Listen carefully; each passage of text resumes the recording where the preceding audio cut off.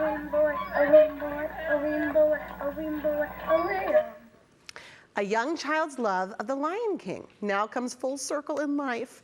Dallas native Kristen Birdsong is a member of the traveling company for the national Broadway tour of Disney's The Lion King. And this week he gets to perform in front of a hometown crowd at Bass Performance Hall in Fort Worth. Kristen is also a part of the GMT family, and he joins us this morning with a preview of the show. I am thrilled that you're here. Thank you so much. How are you? I'm doing really well. How are you? I am so good to have you here. Okay, The Lion King. This is truly one of the most incredible, remarkable productions that's out there. How special is it to be a part of this? You know, it's a dream come true. I saw the show for the first time when I was 8. We're going to Los Angeles next, and I saw it for the first time there. So It's been a very full circle moment to get to play Simba and be a part of this show and this legacy. I remember seeing it for the first time and just being overwhelmed and saying, I want to do that. So the fact that I get to say now, I made that dream come true is just incredible. Do you really think that that was one of the moments, that show, that sparked that light? Actually, I've been performing since I was 3 years old. I come from a family of singers. My mom taught me how to sing when I was very little. My dad, of course, taught me how to use a microphone and work the camera. So it's always been a part of my blood. But that moment in particular was when I said, I want to do this specifically. That's incredible. That's incredible. You can point to that moment. Okay, you talked about your dad, right? Yeah. We've got a little bit of video we want to show right here. This is you. What age? What age are you? Probably 6 or 7, maybe. 6 or 7. Okay, so your dad is the floor director who's been here for 29 years. He's one of our favorite people in the world. This is you on the GMT set, obviously comfortable with the lights and the microphone.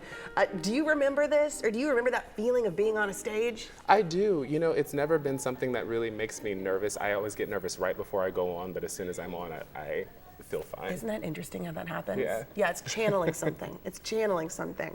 What is it that you love about performing, giving that to the world? Because I know you've toured the world doing this. I have. I've been blessed to do a lot of things. Euphoria on HBO, another show on Amazon, several shows around the country and around the world. It feels liberating to get to take people away from their problems for just an hour or two, to give people something that excites them and makes them feel good. Yes. And especially with the beautiful story of The Lion King, it's really wonderful, especially after the pandemic, to welcome people back to the theater. And as soon as that opening number happens. I've got to say, I just got the chills when you said that, because that is the power of art, especially live theater, to take someone away just for 2 hours from whatever's going on in their life and just have this collective experience. I want to talk about your role in The Lion King. You get to do a lot, including one really big role, correct? Yes, I do. I get to, I'm one of the Simba understudies, and I'm also a swing. So a swing essentially means that I cover all of the ensemble tracks, so I have to be ready every day to sing 8 different roles in the show. All of them? Yeah. Okay. So you get paid 8 times, right? Something like that, yeah. Something like that. Okay, so we mentioned that you're a part of the GMT family. That's because your dad, Larry McGee, is our floor director. Can we take a shot just of the proud father, just a happy and wave? He said this is not about him today. Larry, I do want to ask you real quick, to have a child that's traveling the world, bringing joy and art to people, how does that feel? Feels real good. We're really proud of Christian. We knew at a young age that he was going to be a star, and as you can see, he turned into a big star. What age did you know that we've got something going on here? Probably about 4 years old. 4 years old. Yes.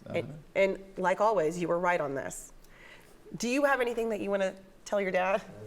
Yeah. You know, obviously, I grew up in this studio running around the hallways, and Dad, I wouldn't be here in this position if it weren't for you. Thank you for everything all of the wisdom that you've given me over the years. Thank you for the energy and belief and support that you poured into me. I couldn't have done it without you. Thank you, son.